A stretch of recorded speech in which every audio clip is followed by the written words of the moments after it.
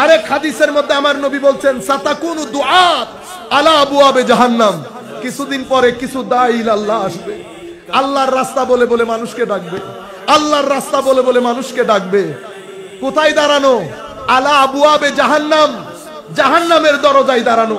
মুসলিম শরীফের রওয়ায়াতের মধ্যে আমার নবী বলছেন, হযরত হুযায়ফা ইবনে ইয়ামান এই হাদিসের বর্ণনাকারী, আমার নবী বলছেন সাতাকুনু দুআত, দাঈর বহুবচন দুআত, মানে আল্লাহর রাস্তায় মানুষকে ডাকবে। কোথায় দাঁড়ানো?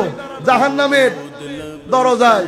তো নবী ছিলেন, আমার নবীর চোখ দেখতে আমাদের মতো হলেও আমার নবী তো সামনেও দেখতেন পিছনেও দেখতেন, চলতে চলতে জান্নাতের দরজাও দেখতেন, চলতে চলতে জান্নাতের দরজাও দেখতেন।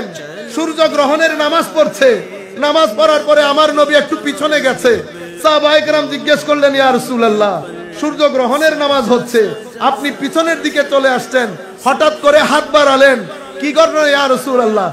জান্নাত থেকে একটা ফ্রুট নিতে চেয়েছিলাম, জান্নাত থেকে একটা ফ্রুট নিতে চেয়েছিলাম, যদি এই ফ্রুট নিয়ে নিতাম কিয়ামত পর্যন্ত তোমরা এটা খেতে পারতা, শেষ হতো না। তো নবী, আমার নবী দেখছেন জাহান্নামের দরজায় দাঁড়ানো, আমি দেখছি মসজিদে, আমি দেখছি মাদ্রাসায়, আমি দেখছি টিভিতে বসে দাওয়াত দিচ্ছে, মিলাদুন নবীর মিলাদের মধ্যে বসে, সিরাতুন নবীর মাহফিলে বসে বসে কথা বলছে, কিন্তু আমার নবী বলছে আলা আবওয়াবে জাহান্নাম। হযরত হুযায়ফা, অদ্ভুত ব্যাপার ইয়া রাসূলুল্লাহ, তাহলে আমরা চিনব কি করে? আমাকে কিছু সিম্পটম বলেন। আমার নবী বলছেন সিম্পটম আর কি বলবো, দেখতে তো আমাদের মতো দেখতে। তো ইয়া রাসূলুল্লাহ আপনি আমাকে গাইড করেন, আমি কোথায় যাব? আমার নবী বলছেন যখন এই অবস্থা হবে তখন আমার উম্মতের সংখ্যাগরিষ্ঠ যেখানে থাকবে তুমিও সেখানে থাকবা।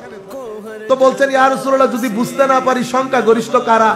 আমার নবী বলছেন ফাতাজিল তিলকাল ফিরাক কুল্লাহা, তখন সমস্ত মানুষ থেকে আলাদা হয়ে যাও, ঘরের মধ্যে থাকো, আল্লাহ আল্লাহ করে গাছের শিকড়কেও যদি জীবন ধারণ করতে হয় করে পৃথিবী থেকে চলে যাও, পৃথিবী থেকে চলে যাও, তবুও ঈমানকে ফিতনার শিকার হতে দিও না।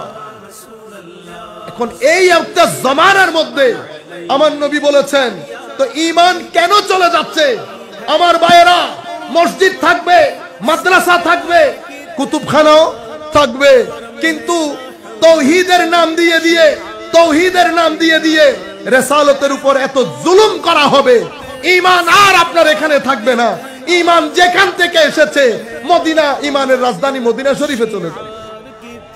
আপনারা বুঝতে পেরেছেন?